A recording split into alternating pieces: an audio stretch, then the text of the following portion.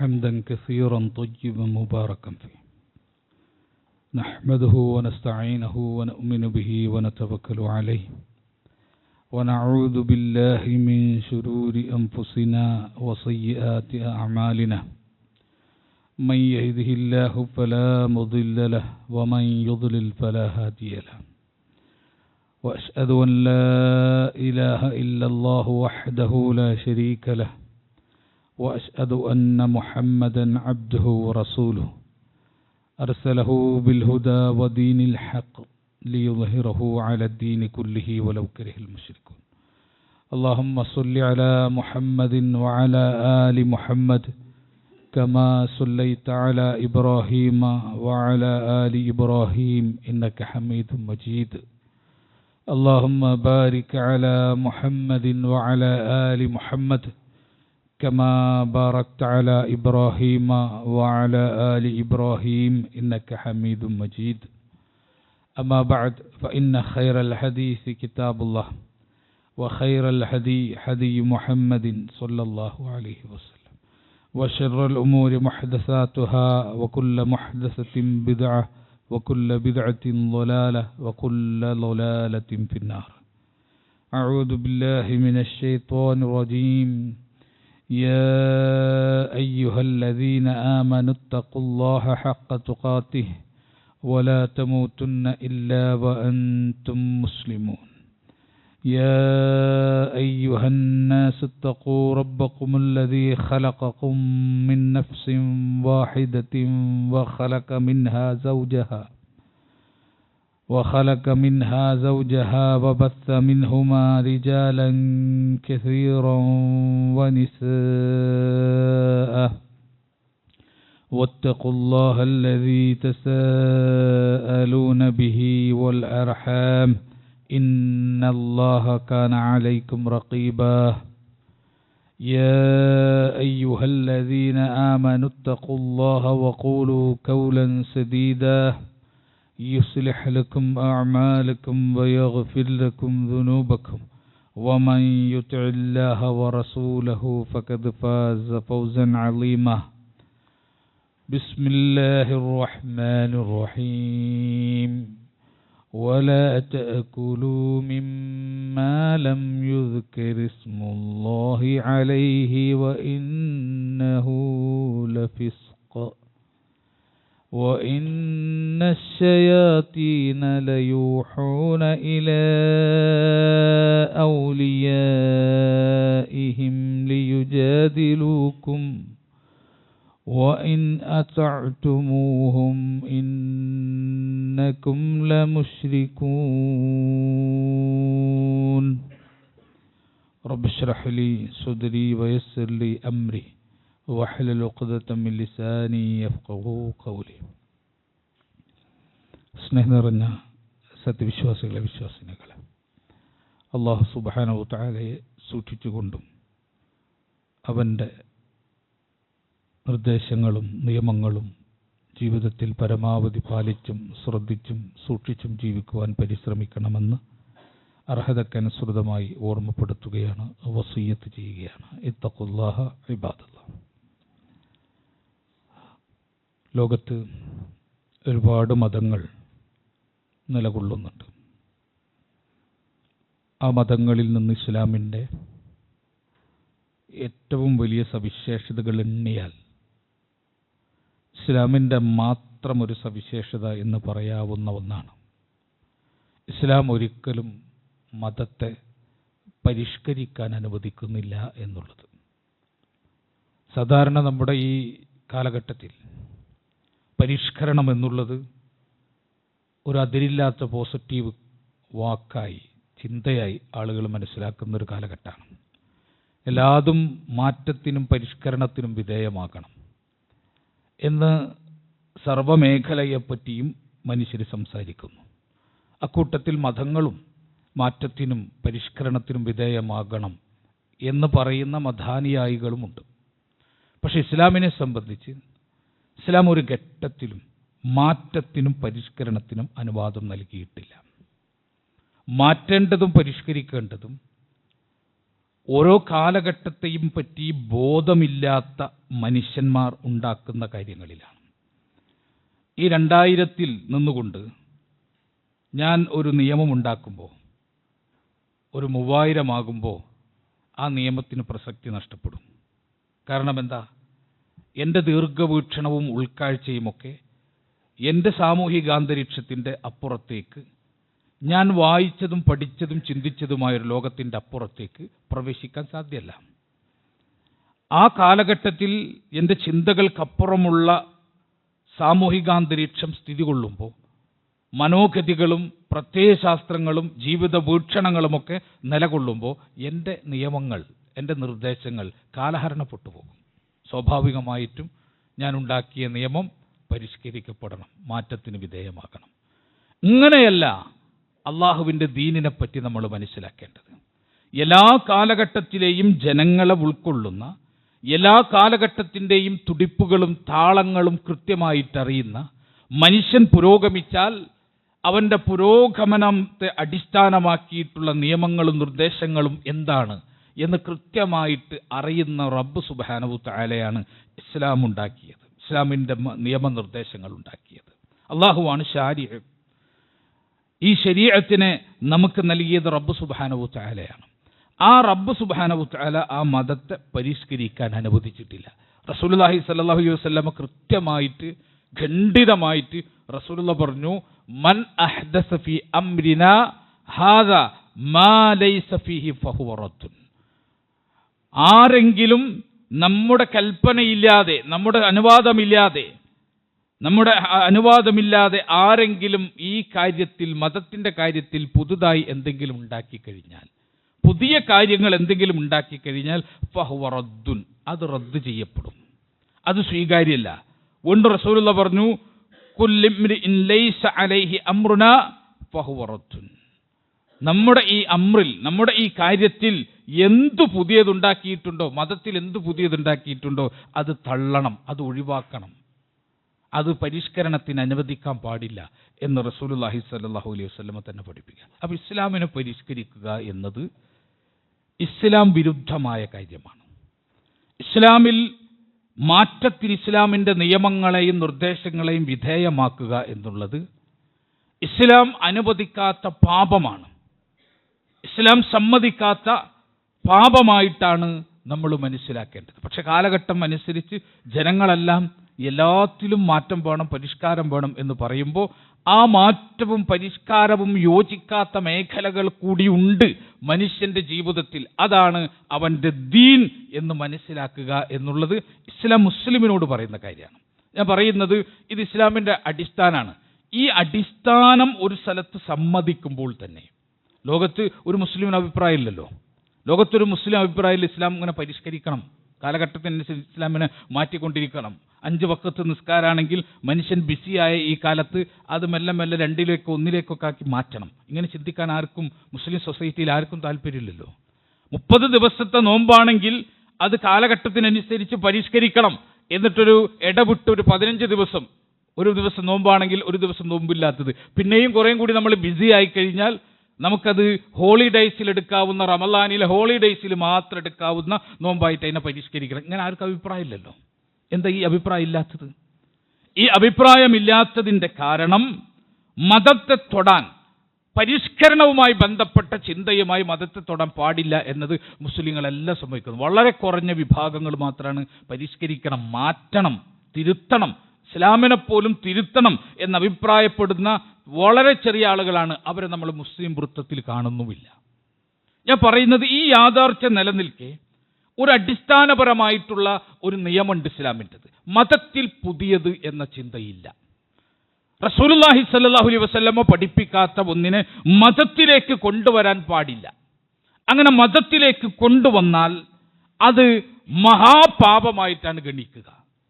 റസൂലുള്ള പഠിപ്പിക്കാത്തൊരു നിസ്കാരം ആരെങ്കിലും മതത്തിലേക്ക് കൊണ്ടുവന്നാൽ അതിനെയാണ് ബിദ്അത്ത് എന്ന് പറയാ, അതിനെയാണ് ബിദ്അത്ത് എന്ന് പറയാ. റസൂലുള്ള പറഞ്ഞാൽ കുല്ലു ബിദ്അത്തിൻ ളലാല, എല്ലാ ബിദ്അത്തുകളും വഴികേടാണ്. അല്ലാഹുവിന്റെ റസൂൽ കൃത്യമായിട്ട് നമുക്ക് ഉപദേശം തന്നു, വഇയ്യാകും മുഹ്ദസാത്തിൽ ഉമൂർ, കാര്യങ്ങളിൽ പുതുതായി ഉണ്ടാക്കുന്നതിനെ നിങ്ങൾ സൂക്ഷിക്കണം. അത് നിസ്കാരാവും. മതത്തിന്റെ പേരിൽ പുതുതായി ഉണ്ടാകുക എന്താ? മതത്തിന്റെ പേരിൽ പുതുതായി ഉണ്ടാക്കുന്നത് എന്താണ്? നമസ്കാരമായിരിക്കാം, ദിക്റുകളായിരിക്കാം, സ്വലാത്തുകളായിരിക്കാം, അതുപോലെ തന്നെ നോമ്പുകളായിരിക്കാം, ആരാധനകളായിരിക്കാം, ഖുറബാത്തുകളായിരിക്കാം, അള്ളാഹുവിലേക്ക് അടുപ്പം കിട്ടും എന്ന ധാരണയിൽ ചെയ്യുന്ന പുണ്യകർമ്മങ്ങളായിരിക്കാം. അതിനെപ്പറ്റി റസൂലുള്ളാഹി പറയാ, വഇയ്യാകും വമുഹ്ദസാത്തിൽ ഉമൂർ, കാര്യങ്ങളിൽ പുതുതായി ഉണ്ടാകുന്നതിനെ നിങ്ങൾ സൂക്ഷിക്കണം. ഫഇന്ന കുല്ല ബിദ്അത്തിൻ ളലാല, കാരണം എല്ലാ ബിദ്അത്തുകളും, പുതുതായി ഉണ്ടാക്കിയ എല്ലാ അനാചാരങ്ങളും അത് എന്താണ്? ളലാലത്താണ്, വഴികേടാണ്. പുതുതായി ഉണ്ടാക്കിയ സ്വലാത്ത് എന്താണ്? ളലാലത്താണ്. പുതുതായി ഉണ്ടാക്കിയ നോമ്പെടുക്കൽ എന്താണ്? ളലാലത്താണ്, വഴികേടാണ്. പുതുതായി ഉണ്ടാക്കിയിട്ടുള്ള നമസ്കരിക്കൽ എന്താണ്? ളലാലത്താണ്. 14 നൂറ്റാണ്ട് മുമ്പ് റസൂലുള്ളാഹി സ്വല്ലല്ലാഹു അലൈഹി വസല്ലമ സുബഹിന് എത്ര റക്അത്ത് നമസ്കരിച്ചോ ആ റക്അത്തെ ഖിയാമത്ത് നാൾ വരെ മുസ്ലിം നമസ്കരിക്കാൻ പാടുള്ളൂ. പരിഷ്കരണത്തിന് വിധേയാക്കാൻ പാടില്ല, പുതിയത് ഉണ്ടാക്കാൻ പാടില്ല. 14 നൂറ്റാണ്ട് മുമ്പ് റസൂലുള്ളാഹി സ്വല്ലല്ലാഹു അലൈഹി വസല്ലമ പഠിപ്പിച്ച സ്വലാത്ത് എന്താണോ ആ സ്വലാത്തെ ഖിയാമത്ത് നാൾ വരെ മുസ്ലിം ചൊല്ലാൻ പാടുള്ളൂ. പുതിയ സ്വലാത്ത് പറ്റില്ല, പുതിയ ദിക്ർ പറ്റില്ല, പുതിയ നോമ്പ് പറ്റില്ല, പുതിയ രൂപത്തിലുള്ള ഒന്നും അനുവദനീയമല്ല. ആരാധനകളാകട്ടെ, അതല്ലെങ്കിൽ ഖുറബാത്തുകളാകട്ടെ, അല്ലെങ്കിൽ വേറെ എന്തെങ്കിലും ആകട്ടെ, പുണ്യം പ്രതീക്ഷിച്ച്, റബ്ബിൽ നിന്ന് സാമീപ്യം പ്രതീക്ഷിച്ച്, നന്മ പ്രതീക്ഷിച്ച് ഒരു കാര്യത്തെ മതത്തിലേക്ക് കൊണ്ടുവന്നാൽ വഇയ്യാക മുഹ്ദസാത്തിൽ ഉമൂർ, നിങ്ങൾ സൂക്ഷിച്ചോളണം, കാര്യങ്ങളിൽ പുതുതായി ഉണ്ടാകണേ. വഇന്ന കുല്ല ബിദ്അത്തുൻ ളലാല, എല്ലാ പുതിയ കാര്യങ്ങളും ളലാലത്താണ്, വഴികേടാണ്. റസൂലുള്ളാഹി നിർത്തിയിട്ടില്ല. കുല്ലു ളലാലത്തിൻ ഫിന്നാർ, എല്ലാ വഴികേടും എവിടേക്കാണ്? നരകത്തിലേക്ക് കൂടിയാണ്. അപ്പൊ ഇതാണ് മുസ്ലിം പുതിയ കാര്യങ്ങളെപ്പറ്റി മനസ്സിലാക്കേണ്ടത്. മതത്തിൽ പുതുതായി ഉണ്ടാക്കുന്ന കാര്യങ്ങളെപ്പറ്റി മുസ്ലിം ഇതാണ് മനസ്സിലാക്കേണ്ടത്. ഒരാൾക്ക് അവകാശമില്ല. ആ ധാരണയെ സൊസൈറ്റിയിൽ നിന്ന് മാറ്റുന്നതിന് വേണ്ടി വ്യാപകമായിട്ടുള്ള പരിശ്രമം നമ്മുടെ നാട്ടിൽ നടക്കുകയാണ്. പഴയ കാലം മുതൽ അങ്ങനെയാണ്. മതത്തിൽ പുതുതായി ഉണ്ടാക്കാമെന്ന ചിന്ത ഒരു സ്ഥലത്ത് പഠിപ്പിക്കപ്പെടാണ്, ആളുകൾക്കിടയിൽ പ്രചരിപ്പിക്കാണ്. ഇപ്പൊ ഏറ്റവും കൂടുതൽ നിങ്ങൾക്ക് കാണാം മതത്തിൽ പുതുതായി ഉണ്ടാക്കാനുള്ള തെളിവ് ഒന്ന് ഖുർആൻ 2 മുസ്ഹഫ്, പിന്നെ ഖുർആൻ 2 ചട്ടകൾക്കുള്ളിൽ മുസ്ഹഫാക്കി മാറ്റിയത് സ്വഹാബികളാണ്. റസൂലുള്ളാഹിന്റെ കാലത്ത് ഇങ്ങനെയല്ലല്ലോ. സൂറത്തുൽ ഫാത്തിഹ മുതൽ നാസ് വരെ പേജുകൾ ഇങ്ങനെ വെച്ച് 2 ചട്ടക്കുള്ളിൽ അതിനെ ബൈൻഡ് ചെയ്ത രൂപത്തിലുള്ള മുസ്ഹഫ്, അത് റസൂലുള്ളാഹിന്റെ കാലത്തില്ല. അതാരാണ് ഉണ്ടാക്കിയത്? അത് ഉസ്മാൻ ബിൻ അഫ്ഫാൻ റളിയല്ലാഹു ഉണ്ടാക്കിയത്. അപ്പോ സഹാബികളിൽ നിന്ന് തന്നെ മാതൃകയുണ്ട് നബി ചെയ്യാത്ത പുതിയ കാര്യങ്ങൾ ചെയ്യാൻ, സമൂഹത്തിൽ പ്രചരിപ്പിക്കാം. നബി ചെയ്യാത്ത പുതിയ കാര്യങ്ങൾ ചെയ്യാൻ. പിന്നെ ജുമുഅയുടെ 2ാമത്തെ ബാങ്ക്, അത് റസൂലുള്ളാഹിന്റെ കാലത്ത് 2 ബാങ്ക് ഇല്ല. പിന്നെ ആരുടെ കാലത്താണ് 2 ബാങ്ക് തുടങ്ങിയത്? ഉസ്മാൻ ബിൻ അഫ്ഫാൻ റളിയല്ലാഹുവിന്റെ കാലത്താണ് 2 ബാങ്ക് തുടങ്ങിയത്. അപ്പോൾ അത് തെളിവാണ്, സൊസൈറ്റിയിലെ ചിന്തകളാണ്. എന്നിട്ട് തെളിയിച്ചിട്ടെടുക്കുന്നത് ഉസ്മാൻ ബിൻ അഫ്ഫാൻ 2 ബാങ്ക് ഉണ്ടാക്കി. അബൂബക്കർ സിദ്ദീഖ് റളിയല്ലാഹുവിന്റെ കാലത്ത് ഖുർആൻ ക്രോഡീകരിച്ച് 2 ചട്ടക്കുള്ളിൽ മുസ്ഹഫാക്കി. ഉസ്മാൻ റളിയല്ലാഹുവിന്റെ കാലത്ത് അത് കോപ്പികൾ എടുത്ത് വിതരണം ചെയ്തു. അപ്പോൾ അബൂബക്കർ റളിയല്ലാഹു എന്തുണ്ടാക്കിയിട്ടുണ്ട്? നബി ചെയ്യാത്ത പുണ്യം ഉണ്ടാക്കിയിട്ടുണ്ട്. ഉസ്മാൻ ബിൻ അഫ്ഫാൻ റളിയല്ലാഹു എന്ത് ചെയ്തിട്ടുണ്ട്? നല്ല പുണ്യകരമായ കാര്യം റസൂലുള്ളാഹി ചെയ്യാത്തത് ഉണ്ടാക്കിയിട്ടുണ്ട്. ഇങ്ങനെ പ്രചരിപ്പിച്ചിട്ട് അതിൽ നിന്ന് എന്താണ് ഉത്തരം എടുക്കുന്നത്? ശരി, അബൂബക്കർ റളിയല്ലാഹുവിന്റെ കാലത്ത് അത് നടന്നു, ഉസ്മാൻ ബിൻ അഫ്ഫാൻ റളിയല്ലാഹുവിന്റെ കാലത്ത് അത് നടന്നു. അതിൽ നിന്ന് നിങ്ങൾ എന്തിനാണ് തെളിവ് പിടിക്കുന്നത്? അതിന് തെളിവ് പിടിക്കുന്നത് എനിക്കുണ്ടാക്കാം, അതിനാണ്. ഞാനുമുണ്ടാക്കും എന്ന് പറയാനാണ്. അല്ലാതെ അവരെ കാലത്ത് നടന്നത് എന്താ? ഒന്നാമത് നമ്മൾ മനസ്സിലാക്കുക, അള്ളാഹുവിന്റെ റസൂൽ കൃത്യമായിട്ട് നമ്മളെ പഠിപ്പിച്ചു. അള്ളാഹുവിന്റെ റസൂൽ പഠിപ്പിച്ചു. ഇമാം അബൂദാവൂദ് റിപ്പോർട്ട് ചെയ്ത, ഇമാം തിർമിദി റിപ്പോർട്ട് ചെയ്ത ഹദീസിൽ കാണാം, ദീർഘമായ ഒരു ഹദീസിൽ റസൂലുള്ളാഹി സ്വല്ലല്ലാഹു അലൈഹി വസല്ലമ വഅള് നടത്തുന്നത് കേട്ടപ്പോൾ സഹാബത്തിന് മനസ്സിലായി അള്ളാഹുവിന്റെ റസൂൽ യാത്ര പോവുകയാണ്, ദുനിയാവിൽ നിന്ന് യാത്ര പോവുകയാണ്. ഇത് കേട്ടപ്പോൾ അവർക്ക് പ്രയാസമായി. അവർ റസൂലുള്ളാഹി സ്വല്ലല്ലാഹു അലൈഹി വസല്ലമയോട് അവിടുന്ന് പിന്നെ ഞങ്ങളെ ധാരാളമായിട്ട് ഞങ്ങൾക്ക് വസിയത്ത് തരും നബിയെ എന്നവർ പറഞ്ഞു. അപ്പോൾ റസൂലുള്ള ഇങ്ങനെ വസിയത്ത് കൊടുക്കാണ്, നിങ്ങൾ ഭരണാധികാരിയോട് എന്ത് നിലപാട് സ്വീകരിക്കണം, വസിയത്ത് കൊടുത്തു. എന്നിട്ട് അല്ലാഹുവിന്റെ റസൂൽ പറഞ്ഞു, ഫഇന്നഹു മൻ യഅശ് മിൻകും, നിങ്ങളിൽ ആരെങ്കിലും ജീവിച്ചിരിക്കുകയാണെങ്കിൽ, ചില ഹദീസിൽ കാണാം ബഅദി എന്ന് കാണാം, ചില റിവായത്തുകളിൽ എനിക്ക് ശേഷം നിങ്ങളിൽ ആരെങ്കിലും ജീവിച്ചിരിക്കുകയാണെങ്കിൽ, സ്വഹാബികളോട് പറയാൻ കേട്ടോ, എനിക്ക് ശേഷം നിങ്ങളിൽ ആരെങ്കിലും ജീവിച്ചിരിക്കുകയാണെങ്കിൽ ഫസയറാ ഇഖ്തിലാഫൻ കസീറ, ധാരാളം ഇഖ്തിലാഫ് കാണാം. ധാരാളം ഇഖ്തിലാഫ് എന്ന് പറഞ്ഞാൽ ഭിന്നത, ധാരാളം ഭിന്നതകൾ കാണാം. എന്നിട്ട് റസൂലുള്ളാഹി പറഞ്ഞു, ഫഅലൈക്കും ബിസുന്നതി, അപ്പോൾ നിങ്ങൾ എന്റെ സുന്നത്തിനെ മുറുകെ പിടിക്കണം. ജനങ്ങൾ പല രൂപത്തിൽ ചെയ്യുന്നുണ്ടാവും, പല സ്വലാത്തും ചൊല്ലുന്നത് കാണാം, പല ദിക്ർ ചെയ്യുന്നതും കാണാം, പല നമസ്കാരക്കാരെ കാണാം, പല രൂപത്തിലുള്ള നോമ്പുകാരെ കാണാം. അതൊക്കെ കാണുമ്പോൾ നിങ്ങൾ ചെയ്യേണ്ടത് എന്താ? ഫഅലൈക്കും ബിസുന്നതി, നിങ്ങൾ എന്റെ സുന്നത്തിനെ മുറുകെ പിടിക്കണം. വസുന്നത്തിൽ ഖുലഫാഇർ റാഷിദീനൽ മഹ്ദിയീന, എന്റെ സച്ചരിതരായിട്ടുള്ള ഖുലഫാഉർ റാഷിദീങ്ങളുടെ സുന്നത്ത് മുറുകെ പിടിക്കണം. ഇത് റസൂലുള്ളാഹി പറഞ്ഞതാ, റസൂലുള്ളാഹി പഠിപ്പിച്ചതാ. ആരാ ഖുലഫാഉർ റാഷിദീങ്ങൾ? അബൂബക്കർ സിദ്ദീഖ് റളിയല്ലാഹു അൻഹു, ഉമർ ഇബ്നുൽ ഖത്താബ് റളിയല്ലാഹു അൻഹു, ഉസ്മാൻ ഇബ്നു അഫ്ഫാൻ റളിയല്ലാഹു അൻഹു, അലി ഇബ്നു അബീ ത്വാലിബ് റളിയല്ലാഹു അൻഹു. 4 ആളുകളാണ് ഖുലഫാഉർ റാഷിദീങ്ങളായിട്ട് മുസ്ലിങ്ങൾ ഇജ്മാ ഉള്ളത്. നിങ്ങൾ എനിക്ക് ശേഷം ആരുടെ സുന്നത്തിനെടുക്കണം? എന്റെ സുന്നത്തിനെ എടുക്കണം. പിന്നെ നിങ്ങൾ എടുക്കേണ്ടത് ഖുലഫാഉർ റാഷിദീങ്ങളുടെ സുന്നത്താണ്. അള്ളാഹുവിന്റെ റസൂൽ പഠിപ്പിക്കുക, അള്ളാഹുവിന്റെ റസൂൽ കൃത്യമായിട്ട് പഠിപ്പിക്കുക. പിന്നെ നിങ്ങൾ എടുക്കേണ്ടത് ഖുലഫാഉർ റാഷിദീങ്ങളുടെ സുന്നത്താണ്. ഖുലഫാഉർ റാഷിദീങ്ങൾ എന്തെങ്കിലും ഇല്ലാത്തൊരു സുന്നത്ത് ഉണ്ടാക്കിയിട്ടുണ്ടോ?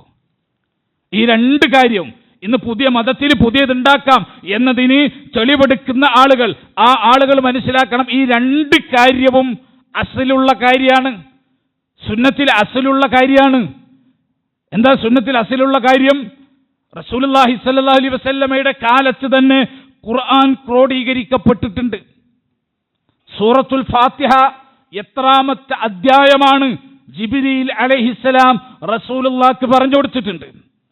സൂറത്തുൻ നാസ് എത്രാമത്തെ അധ്യായമാണ് റസൂലുള്ളാഹി സ്വല്ലല്ലാഹു അലൈഹി വസല്ലമയ്ക്ക് ജിബ്രീൽ പഠിപ്പിച്ചു കൊടുത്തിട്ടുണ്ട്. ഇയ്യാക നഅ്ബുദു വ ഇയ്യാക നസ്തഈൻ സൂറത്തുൽ ഫാത്തിഹയിൽ എത്രാമത്തെ ആയത്താണ് അള്ളാഹുവിന്റെ റസൂലിന് ജിബ്രീൽ അലൈഹിസ്സലാം വഹിയായി കൊണ്ട് പഠിപ്പിച്ചു കൊടുത്തിട്ടുണ്ട്. ഇത് കൃത്യമായി ക്രോഡീകരിക്കപ്പെട്ടതാണ്. റസൂലുള്ളാഹിന്റെ കാലത്ത് തന്നെ ആ ക്രോഡീകരിക്കപ്പെട്ട ഖുർആൻ ആളുകൾ അവർക്ക് അവൈലബിൾ ആയിട്ടുള്ള സ്ഥലങ്ങളിലും അവൈലബിളായ വസ്തുക്കളിലും അവർ എഴുതി വെച്ചു, കൊത്തിവെച്ചു എന്ന് കാണാം. ഈ കൊത്തിവെച്ചതിനെ എന്ത് ചെയ്തു?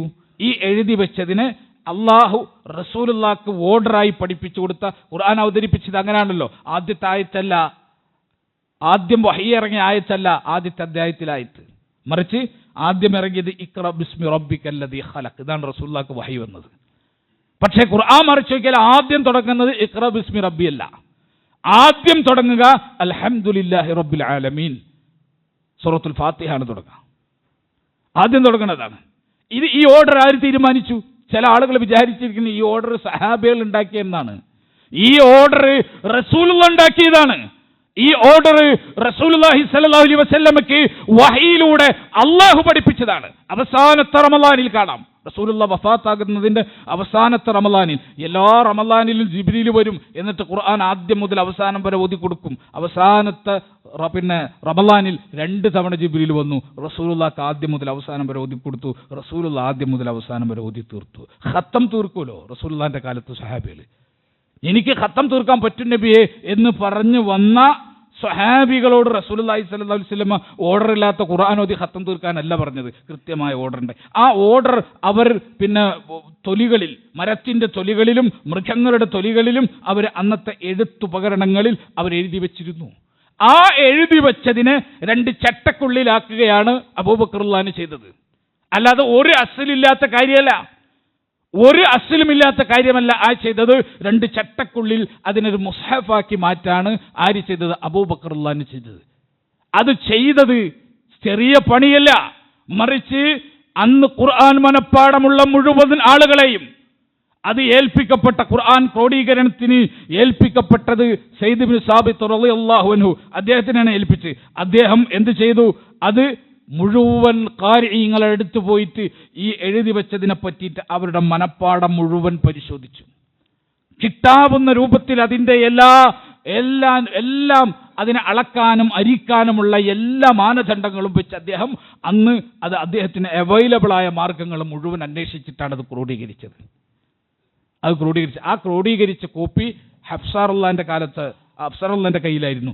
ആ കയ്യിലുണ്ടായിരുന്ന കോപ്പി എടുത്തിട്ടാണ് ഉസ്മാൻ ബിൻ അഫ്ഫാൻ റളിയല്ലാഹു അൻഹു നാട്ടിന് മുഴുവൻ ഈ കോപ്പി വിതരണം ചെയ്തത്. അതാണ് ഇന്നിപ്പോൾ നമ്മളെ കയ്യിലിരിക്കുന്ന മുസ്ഹഫ്. ഇവിടെ ഒന്നും പുതുതായി ഉണ്ടാക്കിയിട്ടില്ല. മറിച്ച് എന്തേയുള്ളൂ, അസലുള്ള ഒരു കാര്യത്തെ അവർ അതിനെ കൂടുതൽ സുരക്ഷിതമാക്കി. ഇനി രണ്ടാമത് പറഞ്ഞ എന്താ, 2 ബാങ്ക്. ഉസ്മാൻ ബിൻ അഫ്ഫാൻ റളിയല്ലാഹുവിന്റെ കാലത്ത് 2 ബാങ്കുണ്ട്. എന്നാൽ റസൂലുള്ളാഹിന്റെ കാലത്ത് ഒറ്റ ബാങ്കുള്ളൂ.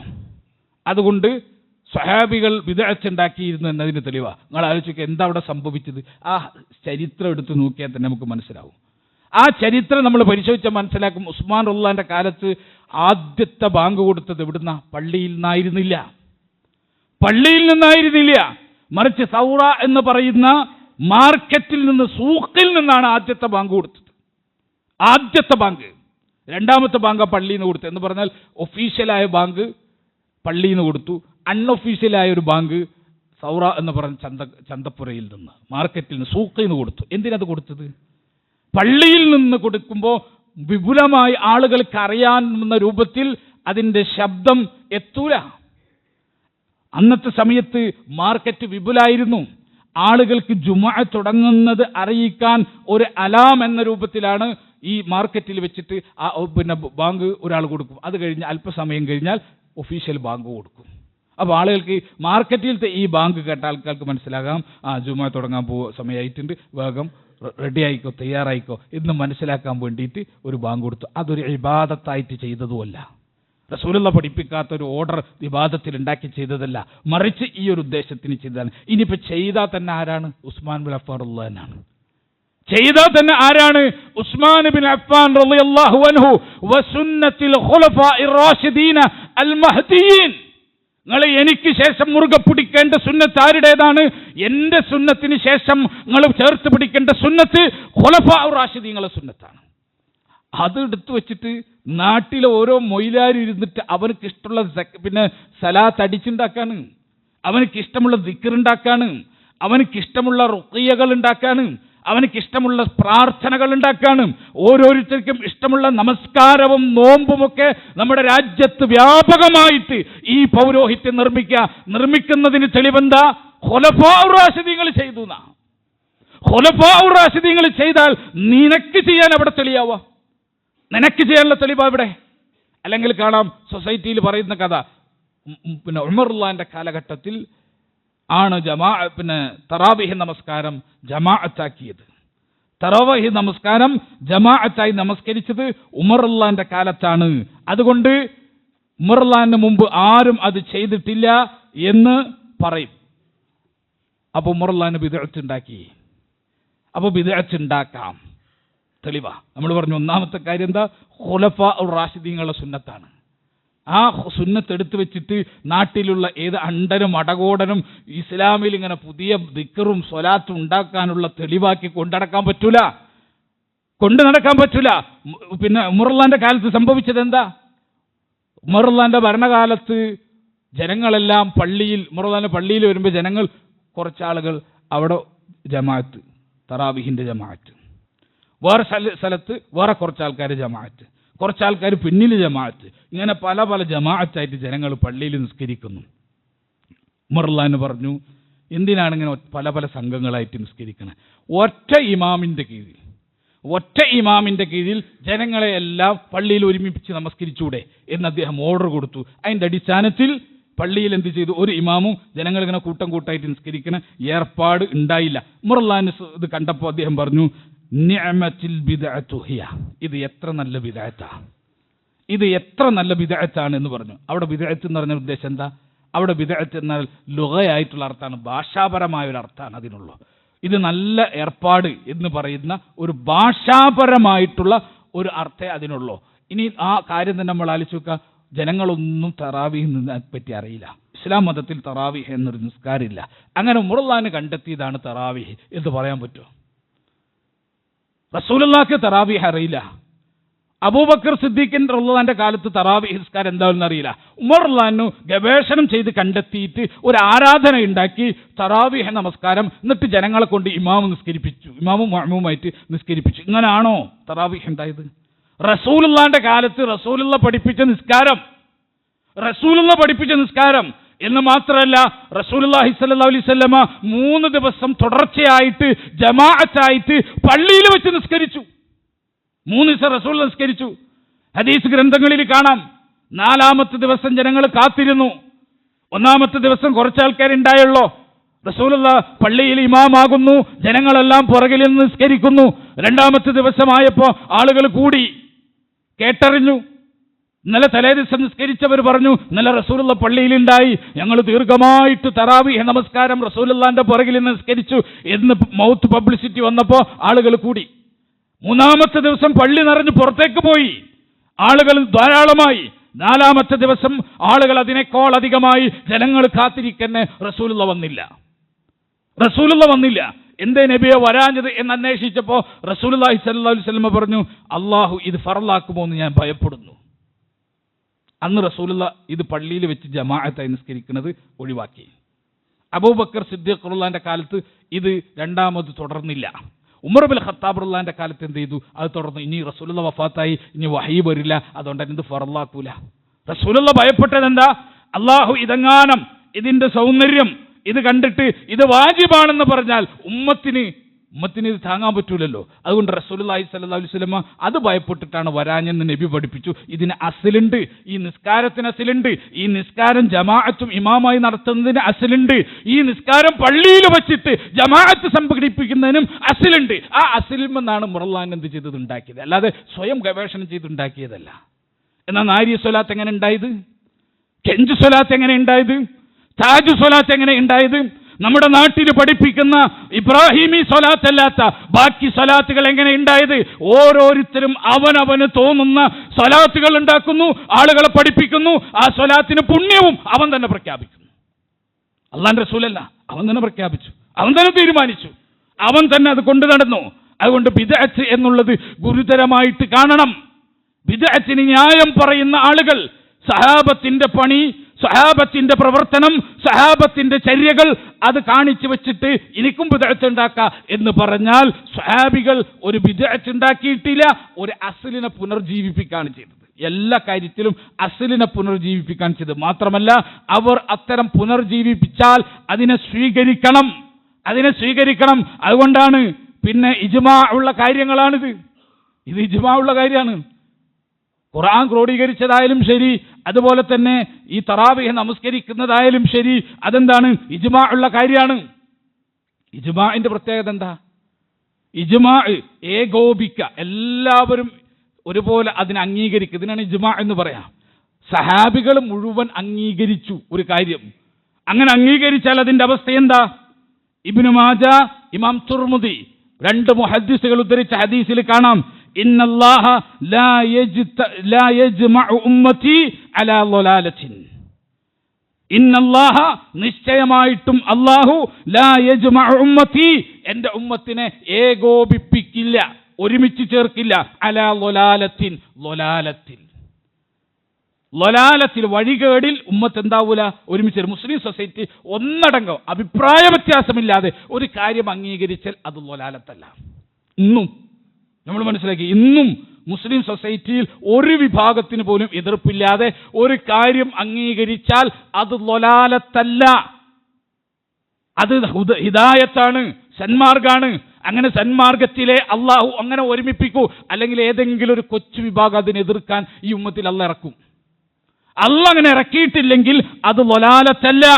വയദുല്ലാഹി മഅൽ ജമാഅ, ജമാഅത്തിനൊപ്പാണ് പടച്ചവന്റെ സഹായമുള്ളത് എന്ന് ഈ ഹദീസ് നമ്മളെ പഠിപ്പിക്കുക.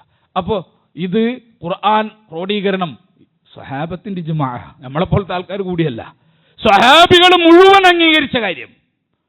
പള്ളിയിൽ ഉമർ ബിൻ ഖത്താബ് റളിയല്ലാഹു അൻഹു ആളുകളെ തറാവീഹിന് ഇമാമും ജമാഅത്തുമായി നമസ്കരിപ്പിച്ചത് സ്വഹാബത്ത് മുഴുവൻ അംഗീകരിച്ചു. ഇജ്മാ ഉണ്ട്. പിന്നെ എന്തിനാണ് നമ്മൾ ഗവേഷണം ചെയ്യുന്നത്? നമുക്ക് പുതിയത് ഉണ്ടാക്കാൻ വേണ്ടി, നമുക്ക് പുതിയത് ചെയ്യാൻ വേണ്ടി നമ്മളിങ്ങനെ പുതിയ ഗവേഷണങ്ങൾ നടത്തുക. നമ്മൾ മനസ്സിലാക്കണം, റസൂലുള്ളാഹിന്റെ മേൽ ആരെങ്കിലും പുതുതായി ഉണ്ടാക്കിയാൽ രണ്ട് രൂപത്തിൽ ഉണ്ടാക്കാൻ പറ്റും. ഒന്ന് അവന് പ്രഖ്യാപിക്കണം, എനിക്കതിനുള്ള പവറുണ്ട്, എനിക്കതിനുള്ള സ്ഥാനമുണ്ട്, മതത്തിൽ പുതിയ കാര്യങ്ങൾ നിർമ്മിക്കാനുള്ള സ്ഥാനമുണ്ട് എന്ന് ഒരാൾ പ്രഖ്യാപിക്കണം. അല്ലാതെ എങ്ങനെ പുതിയതുണ്ടാക്കുക? ഒരു സ്വലാത്ത് പുതിയതുണ്ടാക്കണമെങ്കിൽ, ഒരു ദിക്ർ പുതിയതുണ്ടാക്കണമെങ്കിൽ അവന് പ്രഖ്യാപിക്കണം, എനിക്കങ്ങനെ പുതിയ ദിക്ർ ഉണ്ടാക്കാം, എനിക്കങ്ങനെ പുതിയ സ്വലാത്ത് ഉണ്ടാക്കാം, എനിക്കങ്ങനെ പുതിയ നിസ്കാരം, നോമ്പും പുതിയ സുന്നത്തുകളുമൊക്കെ എനിക്കുണ്ടാക്കാൻ പറ്റും എന്നൊരുത്തൻ പ്രഖ്യാപിച്ചാൽ, അവനെ അനുസരിച്ചാലത്തെ അവസ്ഥ എന്താ? ഞാൻ ആമുഖമായി ഓതി വെച്ച ആയത്ത് സൂറത്ത് അൻആം 121 ആയത്താണ്. ആ ആയത്തിൽ ഒരു വിഷയം അള്ളാഹു ചർച്ച ചെയ്യുന്നുണ്ട്. ആ ആയത്ത് എന്താ? വലാ തഅകുലു മിമ്മാ ലം യുദ്കർ ഇസ്മുല്ലാഹി അലൈഹി വഇന്നഹു ലഫിസ്ഖുൻ. നിങ്ങളെ പടച്ചവന്റെ അള്ളാഹുവിന്റെ നാമം ഉച്ചരിക്കാതെ, റബ്ബിന്റെ നാമം ഉച്ചരിക്കപ്പെടാത്തതിൽ നിന്ന് നിങ്ങൾ തിന്നരുത്. അറക്കാത്തത് നിങ്ങൾ തിന്നരുത്. ബിസ്മി ചൊല്ലി അറക്കാത്ത മാംസം നിങ്ങൾ തിന്നരുത്. എന്നിട്ട് ഖുർആൻ പറയാ വഇന്നഹു ലഫിസ്ഖുൻ. അങ്ങനെ തിന്നാൽ അത് പാപമാണ്, അധർമ്മമാണ്. അള്ളാന്റെ പേരിൽ ബിസ്മി ചൊല്ലി അറുക്കാത്ത മാംസം നിങ്ങൾ തിന്നാൽ, അഥവാ ശവം നിങ്ങൾ തിന്നാൽ, നിങ്ങൾ ബിസ്മില്ല അറുക്കാതെ ചത്തുപോയ ശവത്തെ നിങ്ങൾ തിന്നു കഴിഞ്ഞാൽ അത് എന്താണ്? പാപമാണ്. വഇന്ന ലശയാതീന ലയൂഹൂന ഇലാ ഔലിയാഇഹിം ലിയുജാദിലൂക്കും. നിങ്ങളോട് തർക്കിക്കാൻ വേണ്ടി ശൈത്താന്മാർ അവരുടെ മിത്രങ്ങൾക്ക് വഹീ കൊടുക്കുന്നുണ്ട്, സന്ദേശം കൊടുത്തുകൊണ്ടിരിക്കുന്നുണ്ട്. അത് നിങ്ങൾ എന്ത് ചെയ്യരുത്? അനുസരിച്ചു പോകരുത്. വഇൻ അതഅ്തുമൂഹും, അവരെ നിങ്ങൾ ആ വഹീയിൽ അനുസരിച്ചാൽ ഇന്നക്കും ലമുശ്രികൂൻ, നിശ്ചയമായിട്ട് നിങ്ങൾ ശിർക്ക് ചെയ്തവരായി പോകും. എന്താ വിഷയം? നിങ്ങൾ ശവം തിന്നാൽ നിങ്ങൾ പാപി. ശവം തിന്നാൻ അവർ പറയുന്നത് ന്യായമുണ്ട്. ആ ന്യായങ്ങൾ അംഗീകരിച്ചാൽ നിങ്ങൾ മുശ്രിക്ക്. ഈ ആയത്തിന്റെ തഫ്സീറിൽ കാണാം, ഇക്രിമ റളിയല്ലാഹു അൻഹു എന്നുള്ള തഫ്സീറിൽ കാണാം, ലമ്മ നസറത്ത് ഹാദിഹിൽ ആയ, ഈ ആയത്ത് അവതരിപ്പിക്കപ്പെട്ടത് ബി തഹരീമിൽ മയ്യത്ത് തിന്നുന്ന വിഷയത്തിലാണ്, മയ്യത്തുമായി ശവം തിന്നുന്ന വിഷയത്തിലാണ് ഇത് ഇറക്കിയത്. ആ ആയത്ത് അല്ലാഹു അവതരിപ്പിച്ചത് എന്താ കാരണം? ഫാരിസുകളായിട്ടുള്ള ആളുകൾ, മജൂസികളായിട്ടുള്ള ആളുകൾ, അവര് ഖുറൈശികളായിട്ടുള്ള മുശ്രിക്കുകളോട് പറഞ്ഞു. ഖുറൈശികൾ ശവം തിന്നുന്ന ആളുകളായിരുന്നു. പിന്നെ ഈ റോട്ടിലും കാട്ടിലും മണലിലൊക്കെ ചത്തുകിടക്കുന്ന മൃഗങ്ങളോ പക്ഷികളോ ഉണ്ടെങ്കിൽ അവർ കൊണ്ടുപോയി വൃത്തിയാക്കിയിട്ട് അതിനെ വെപ്പിച്ച് തിന്നും. അങ്ങനെ അറക്കാത്ത ശവത്ത് തിന്നുന്ന ആളുകളായിരുന്നു ഖുറൈശികൾ. മുസ്ലിമീങ്ങൾ അറുത്തത് മാത്രം തിന്നു, ബിസ്മില്ല അറുത്തത് മാത്രം തിന്നു, ശവം തിന്നൂല. ഇത് ഖുറൈശികൾക്കൊരു അസ്വസ്ഥത ഉണ്ടാക്കി. ഖുറൈശികളോട് അപ്പോൾ ഫാരിസികൾ അഥവാ മജൂസികളായിട്ടുള്ള ആളുകൾ വന്നിട്ട് പറഞ്ഞു, നിങ്ങൾ അവരോട് തർക്കിക്കണം. എന്താണ് തർക്കിക്കേണ്ടത്? ഇന്നമാ ദഹബ്ത ഫഹുവ ഹലാലുൻ, നിങ്ങൾ അർത്ഥത് ഹലാല്. വമാ ദഹബല്ലാഹു ഫഹുവ ഹറാമുൻ, അല്ലാഹ് അർത്ഥതോ അത് ഹറാമും. ഇതെന്ത് മതടോ എന്ന് പറഞ്ഞിട്ട് അവരെ പരിഹസിക്കണം, കളിയാക്കണം, വാദപ്രതിവാദം നടത്തണം. ആരോട്? മുസ്ലിങ്ങളോട്. അല്ലാഹ് അർത്ഥതെന്ന് പറഞ്ഞാൽ എന്താ? ശവം. അല്ലാഹ് കൊന്നതാണല്ലോ.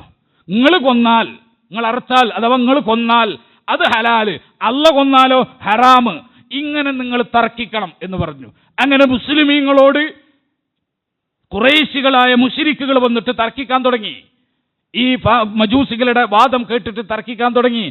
നിങ്ങൾ കൊന്നത് ഹലാല്, റബ്ബ് കൊന്ന നിങ്ങൾക്ക് ഹറാമ്, ഇതെന്ത് മതാടോ എന്ന് ചോദിച്ച് പരിഹസിക്കാൻ തുടങ്ങിയപ്പോഴാണ് അല്ലാഹു സുബ്ഹാനഹു വ തആല ഈ ആയത്ത് അവതരിപ്പിച്ചത്.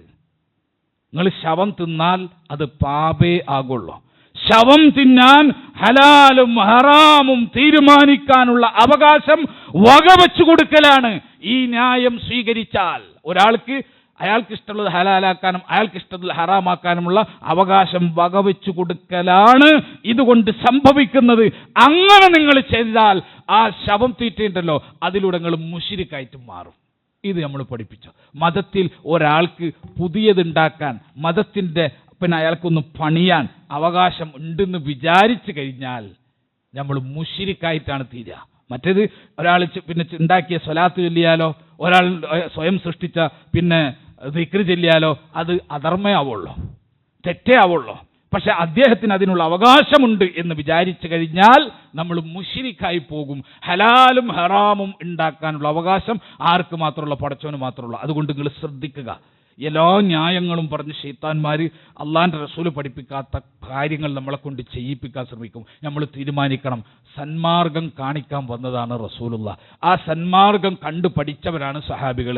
അള്ളാഹുവും റസൂലും പഠിപ്പിക്കാത്ത ഒരു നിസ്കാരം ഞങ്ങൾക്ക് വേണ്ട, സ്വലാത്ത് ഞങ്ങൾക്ക് വേണ്ട, നോമ്പ് ഞങ്ങൾക്ക് വേണ്ട, ദിക്ർ ഞങ്ങൾക്ക് വേണ്ട, ഒരു ഹസനാത്തും വേണ്ട, ഒരു ആരാധനയും വേണ്ട, ഒരു ഖുർബാത്തും വേണ്ട എന്ന് നമ്മൾ തീരുമാനിക്കാം. അവിടെയാണ് യഥാർത്ഥ ദീൻ നിലകൊള്ളുന്നത്. അല്ലാഹു സുബ്ഹാനഹു വ തആല കാത്തു സംരക്ഷിക്കുമാറാകട്ടെ.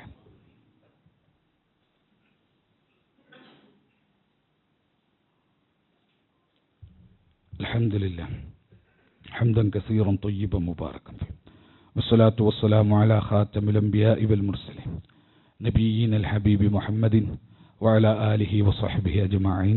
അമ്മാ ബഅദ്. ഇത്തഖുല്ലാഹ ഇബാദല്ലാഹ്. സ്നേഹം നിറഞ്ഞ സത്യവിശ്വാസികളെ, വിശ്വാസിനികളെ, അല്ലാഹു സുബ്ഹാനഹു വ തആലയെ സൂക്ഷിച്ചുകൊണ്ട് ജീവിക്കണമെന്നൊരിക്കൽ കൂടി അർഹതക്കനുസൃതമായി ഓർമ്മപ്പെടുത്തുകയാണ്, വസിയ്യത്ത് ചെയ്യുകയാണ്. രണ്ട് കാര്യങ്ങൾ നിങ്ങളോട് സൂചിപ്പിക്കുകയാണ്. ഒന്ന്, നമ്മുടെ രാജ്യത്ത് SIRന്റെ പ്രവർത്തനങ്ങൾ നടന്നുകൊണ്ടിരിക്കുകയാണ്. പലരും അതിനെപ്പറ്റി വേണ്ട വിധത്തിൽ അതിൻ്റെ ഗൗരവം മനസ്സിലാക്കാത്ത ആളുകളുണ്ട്. മുസ്ലിം ഉമ്മത്തിൻ്റെ ഏതെങ്കിലും ഒരു സംഘടനയുടെ വിഭാഗത്തിൻ്റെ മാത്രമല്ല, മൊത്തം മുസ്ലിം ഉമ്മത്തിൻ്റെ നാശത്തിന് കാരണമാകുന്ന ഒരു പ്രക്രിയയാണ് നടന്നുകൊണ്ടിരിക്കുന്നത്. അതുകൊണ്ട് ആരാണ് ടാർഗറ്റ് ചെയ്യപ്പെടുന്നതെന്ന് നമുക്ക് എല്ലാവർക്കും അറിയാം. ആരെ ലക്ഷ്യം വെച്ചിട്ടാണ് ഇത്തരം പ്രവർത്തനങ്ങളും പ്രവണതകളും നടക്കുന്നത്, അതുകൊണ്ട് സംഭവിക്കുന്നത് എന്താണെന്ന് ഈ രാജ്യത്ത് നമ്മൾ നോക്കി നിന്ന് കാണാണ്. അതുകൊണ്ട് ഒരാൾക്കും, പ്രത്യേകിച്ച് മുസ്ലിം സൊസൈറ്റിയിൽ ഒരാൾക്കും വോട്ട് നഷ്ടപ്പെടാതിരിക്കാനുള്ള പ്രവർത്തനങ്ങൾ നമ്മൾ ഭാഗവാക്കാവുക. എല്ലാവരെയും അതിൻ്റെ അവയർനെസ്, എല്ലാവർക്കും അതിൻ്റെ അവബോധം നൽകുക. ആളുകൾക്ക് വേണ്ടി ഹെൽപ്പ് ഡെസ്കുകൾ നമ്മൾ ഉണ്ടാക്കുക. അവിടെ കക്ഷിഭേദമില്ല. ആ ഹെൽപ്പ് ഡെസ്കിൽ സുന്നിക്കും മുജാഹിദിനും ജമാഅത്തിനും തബ്ലീഗുകാരനും ഒക്കെ ഒരുമിച്ചിരിക്കാം. കാരണം എന്താ? ഇത് ഉമ്മത്തിൻ്റെ പ്രശ്നമാണ്. ഉമ്മത്തിൻ്റെ പ്രശ്നത്തിൽ നമ്മൾ ഒന്നിച്ചിരിക്കും. നമ്മൾക്കിടയിലുള്ള അഭിപ്രായ ഭിന്നതകൾ നമ്മൾ ചർച്ച ചെയ്തുകൊണ്ടിരിക്കുകയും ചെയ്യും. അങ്ങനെയാണ് നമ്മൾ പോകേണ്ടത്. ഏതെങ്കിലും ഒന്നും നിർത്തേണ്ടതില്ല. നമുക്കിടയിൽ അഭിപ്രായ ഭിന്നതകൾ ചർച്ച ചെയ്യുന്നു, അതുകൊണ്ട് ഇനി നമ്മൾ ഒരു ഹെൽപ്പ് ഡെസ്കിൽ ഒരുമിച്ചിരിക്കണ്ട എന്ന് തീരുമാനിക്കണ്ട. ഹെൽപ്പ് ഡെസ്കിൽ നമ്മൾ ഒരുമിച്ചിരിക്കണം, അതുകൊണ്ട് ഇനി നമുക്കിടയിൽ അഭിപ്രായ ഭിന്നത സംസാരിക്കാൻ വേണ്ട എന്നും നമ്മൾ തീരുമാനിക്കണ്ട. ഈ ഉമ്മത്ത് പോകേണ്ടത് രണ്ട് പണിയെടുത്തിട്ട് തന്നെയാണ്. അതുകൊണ്ട് ഈ പള്ളിയിൽ കൂടിയിട്ടുള്ള ഈ വിഷയവുമായി ബന്ധപ്പെട്ട് അറിയുന്ന ആളുകൾക്ക് സംശയ നിവാരണം ചെയ്തു കൊടുക്കാനും ആളുകളെ ഹെൽപ്പ് ചെയ്യാനും കഴിയുന്ന ആളുകളെല്ലാം തന്നെ ഇത്തരം ഹെൽപ്പ് ഡെസ്കുകളുമായിട്ട് സഹകരിക്കുകയും ജനങ്ങളിലേക്ക് അവർക്ക് ഉപകാരപ്രദമായ ഒരു പ്രവർത്തനം എന്ന നിലയ്ക്ക്, പ്രത്യേകിച്ച് ഒരു ഉമ്മത്തിൻ്റെ വംശീയ ഉന്മൂലനം ലാക്കാക്കി മാറ്റി നിർത്തിയ ഒരു ഉമ്മത്തിന് വേണ്ടിയിട്ട്, അവരുടെ അതിജീവനത്തിന് വേണ്ടിയിട്ടുള്ള പ്രവർത്തനം എന്ന നിലയ്ക്ക് നമ്മൾ എന്തെങ്കിലുമൊക്കെ ഈ മേഖലയിൽ ചെയ്യാൻ ശ്രമിക്കണം.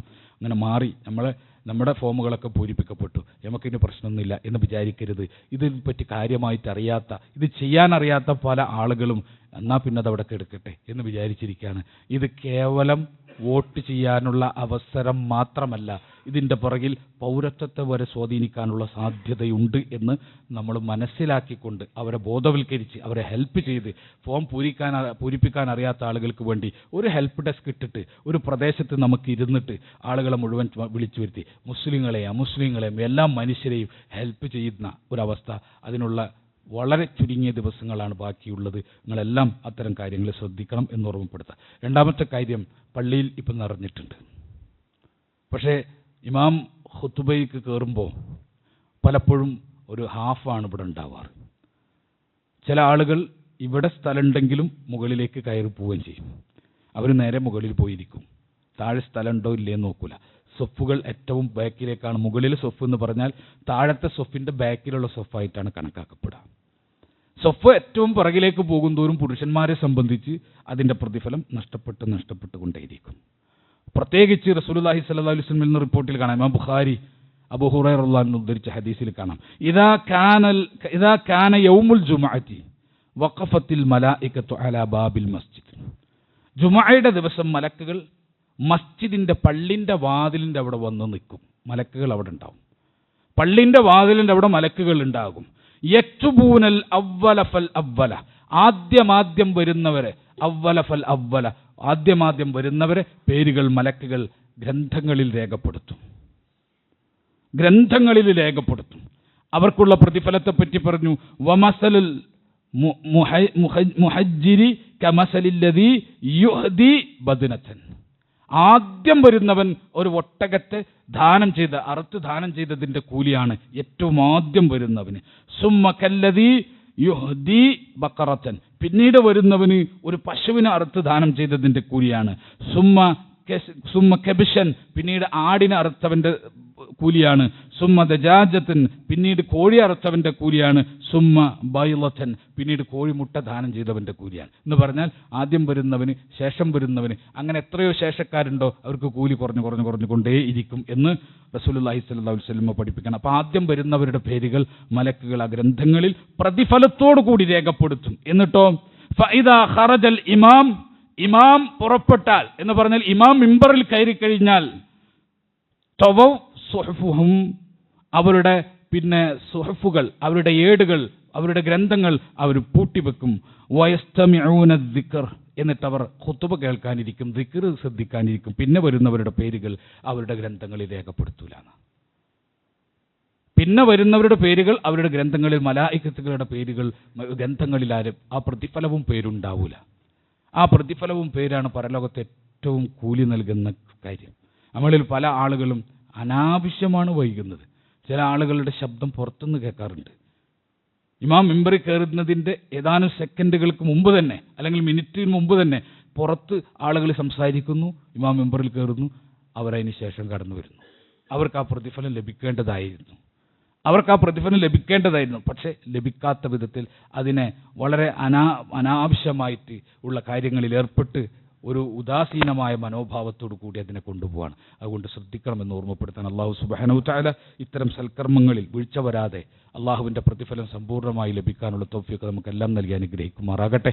നമ്മൾ എടുക്കുന്ന അമൽ സ്വാലിഹാത്തുകൾ, നമ്മൾ എടുക്കുന്ന ഇബാദത്തുകൾ, നമ്മൾ പ്രവർത്തിക്കുന്ന സൽക്കർമ്മങ്ങൾ, അതെല്ലാം സമ്പൂർണ്ണമായ പ്രതിഫലം കിട്ടുന്ന അമലുകളും സൽക്കർമ്മങ്ങളും ഇബാദത്തുകളുമാക്കി അള്ളാഹു മാറ്റി തീർക്കുമാറാകട്ടെ.